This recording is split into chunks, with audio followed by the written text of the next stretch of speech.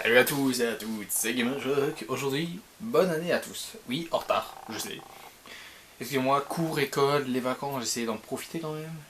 Donc je n'ai pas pu tourner. De toute façon, je me suis permis un peu de repos. Donc pendant un mois, j'ai pas été là. Du coup, là, c'est la deuxième vidéo de cette année. La première, normalement vous l'avez déjà vu, c'est la vidéo récap de l'année avec un petit best-of des meilleurs moments de cette année. Donc voilà. Donc comme vous l'avez vu au titre, premier unboxing de l'année, et pas sur n'importe qui, car c'est enfin une Miku Nakano. C'est de la même gamme que la Nino Nakano que je vous avais présentée il y a quelques semaines, du coup, il y a un mois. Du coup, voilà. Donc je risque quand même de me répéter assez pour la boîte et tout ça, mais en soi, ça devrait aller. Et ça fait toujours plaisir d'avoir une figurine des sœurs Nakano. Donc on va commencer avec la boîte qui est du coup des couleurs de Miku, ou qui est du coup bleu. C'est encore une fois c'est très bien parce qu'on voit la figurine, on voit ce qu'elle représente. Par exemple là sur ce plan là, on voit que le bout des cheveux c'est du plastoc quoi, que c'est pas du repas. Hein, on voit la figurine sur tous ses angles, ce qui permet vraiment de présenter très bien la figurine. Le titre de l'anime d'où elle vient. Je suppose qu'il est marqué Miku quelque part, mais je ne sais pas. Voilà, il doit être marqué la Miku Nakano, mais à vérifier parce que je ne sais pas lire le japonais. Il doit être marqué quelque part là. Colorful, du coup, c'est la même gamme de figurines que la Nino. Ce qui nous permet de bien analyser la figurine et de la voir dans tous les détails. Alors, bien sûr, comme d'habitude, couteau, boîte, ouverture. Voilà. J'ai prévu cette fois. Ça arrivera pas tout. Ça arrive. C'est la petite résolution l'année. Toujours prévoir un couteau quand je vais tourner une vidéo unboxing. Et il faut que je tourne la vidéo, du coup, mes achats récents, qui a du coup beaucoup d'achats récents, mais genre vraiment beaucoup. Du coup, voilà.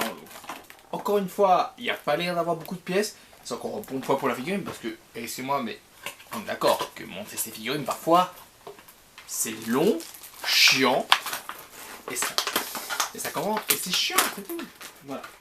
Du coup, on l'enlève. Il n'y a absolument rien à monter. Ce qui donne bien sûr des points en plus pour la figurine. On va laisser ça. Je vais essayer de garder quand même les pièces maintenant de ces trucs là des figurines parce que ça me permettra vraiment de. Si un jour je vais quand même devoir déménager, un jour je ne vais pas rester chez mes parents toute ma vie, donc ça m'aidera vraiment d'avoir mes boîtes de figurines pour les ranger. Voilà. Bon, du coup on va commencer par le socle. On va commencer par le socle. Voilà. Du coup, celui-ci est bien sûr des couleurs. Je vais deviner qui de Nino, bravo, vous êtes des génies incompris. Non, bien sûr que non. Du coup, de Miko. Miko. J'ai dit Miko. On peut me frapper. Ça, c'est une des premières phrases que j'ai dit cette année, c'est Miko, le Miku. C'est honteux. De Miku Nakano, du coup. Ou des couleurs de Miku, donc du coup bleu, encore une fois avec les petits cœurs qui représentent bien le style du manga. Encore une fois, j'ai pas vérifié, mais à mon avis, il y a ça sur au moins une couverture de tome des cœurs comme ça. De toute façon, avec le style du manga, dans tous les cas. Avec le style du manga, avec le nom marqué, donc là, Nakano Miku. Avec, je crois que c'est censé représenter le dessus d'un cœur, mais à vérifier, à mon avis, c'est quand même ça. Même si il est assez fin, donc ce qui fait, c'est que c'est pas le genre de truc qui va rajouter de la taille d'une figurine pour rien. Et c'est toujours très sympa parce que ça permet de mettre en valeur la figurine avec ses couleurs et de mettre son nom. Je trouve ça très très sympa. C'est simple, c'est très simple, mais ça suffit largement pour un socle très bien. Il n'y a pas besoin de rajouter 10 milliards de trucs. Oh, elle est magnifique. Désolé, j'ai déballé, elle est magnifique.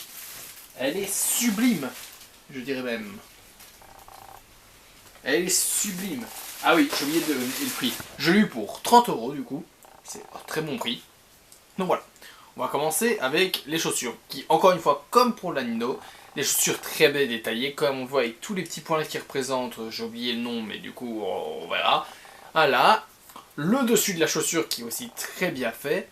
Le collant, bon, très simple, ça, du coup, c'est un collant, quoi. Donc on va pas chipoter, le collant, il est pas découpé là comme pour la Nino, mais c'est pas un point négatif, du coup, c'est juste qu'elle est faite comme ça, quoi. Du coup, ça s'habille comme ça, c'est tout, on va pas débattre là-dessus, 2000 ans. L'arrière-rampe de la jambe est quand même détaillé ici comme on le voit là. Les genoux aussi, qui sont taillés aussi. On a tous les détails de la jupe, tous les plis qui sont taillés, tout ça. à l'intérieur qu'on voit sa queue. Je sais pas si vous la verrez. Je vais essayer de mettre une lumière en plus. J'ai dit essayer. Vous voyez la galère, ça n'a pas changé. Ça par contre, voilà. Je sais pas si vous la verrez. Je crois que vous la voyez. Ouais, on la voit. Elle est de la même couleur que son collant, du coup. Parce que c'est un collant. Hein. Sa veste, qui est du coup... J'aime bien sa veste. Sa veste un peu détachée, quoi, qui permet de voir son épaule. Donc ça fait plein de plis et on voit tous ces petits détails. Les détails sont énormes. Sur cette gamme de figurines, les Colorful, attends, c'est Color ou c'est Colorful. Les Colorful, je trouve en termes de détails, ils sont incroyables. C'est tout. Regardez le nombre de détails qu'il y a là. Je sais pas si vous verrez, mais le nombre de traits qu'il y a sur son pull, c'est incroyable. Ah, mais du coup, j'aime bien la pose de sa veste, la forme de sa veste. J'aime bien comment elle est placée et tout ça, qui me permet de voir un peu son épaule. Bon, du coup, on voit la forme de ses seins. Ses doigts qui sont aussi très bien détaillés, avec une pose de Miku qui est quand même assez connue. Celle-là, elle est quand même assez connue, comme pour celle de Nino. Elle était très connue aussi, cette pose-là. Ses cheveux, encore une fois, le point négatif, c'est que le bout est en plastique. Mais c'est moins grave pour celle-ci. Pourquoi? Parce que vous allez me demander pourquoi. Parce qu'elle a moins de cheveux que Nino. Nino, ça se voit très fort parce qu'elle a beaucoup plus de cheveux. Mais Miku, qui n'a pas beaucoup de cheveux, du coup, c'est très peu de pointes qui sont en plastique, transparent comme ça. Ce qui permet vraiment de moins voir l'aspect plastique, l'aspect jouet. Un peu. Le casque, du coup, qui est quand même très important pour Miku, est très bien fait aussi. En plus qu'il apporte beaucoup de plis dans les cheveux, des formes dans les cheveux, ce qui, encore une fois, rend la figurine que plus belle. Elle, avec beaucoup de plis et tout ça, beaucoup de traits dans les cheveux, c'est vraiment une très bonne figurine. On voit les boutons, du coup, de sa chemise, là aussi, je l'ai remarqué. Et sa tête qui, je trouve, est très bien faite. Donc du coup, on va monter la figurine. Ça va être très long, les gars. Franchement, ça va être super long de monter la figurine. Attendez. Est-ce que je vais me faire niquer de fois? Bah oui, non, non. Ça, c'est de la logique. Gamer. Gamer Raphaël. Voilà. Du coup, là, voilà. En entière, ici présent. Donc, je n'ai plus grand-chose à dire sur la figurine. Donc on repasse encore une fois le petit tour pour montrer tous les détails de cette figurine. Cette figurine a beaucoup de détails, elle est à 30 €, donc vraiment je vous la conseille si vous êtes fan de Miku et de The Cutest Quintuplay. Elle est vraiment très bien pour son prix, comme la Nino. Et même celle-là je la trouve encore mieux, déjà parce que c'est ma waifu, donc forcément je la trouver mieux. Mais même il y a quelques trucs qui sont mieux faits. Et mais du coup c'est plus à cause de le personnage, par exemple que le personnage a moins de cheveux, donc du coup il y a moins l'aspect plastique au bout des cheveux. C'est parce que Miku a moins de cheveux, c'est tout. D'ailleurs j'ai oublié de dire, on voit les oreilles qui sont assez détaillées aussi. Vraiment les détails sont fous sur cette figurine, donc je vous la conseille si vous êtes fan de The Cutest Quintuplay ou de Miku tout court. C'est même une incontournable. Donc on va passer le dernier tour de la figurine. Si je dois mettre une note, ce serait un bon 7 sur 10, 7-8 sur 10, parce que la figurine est vraiment nickel.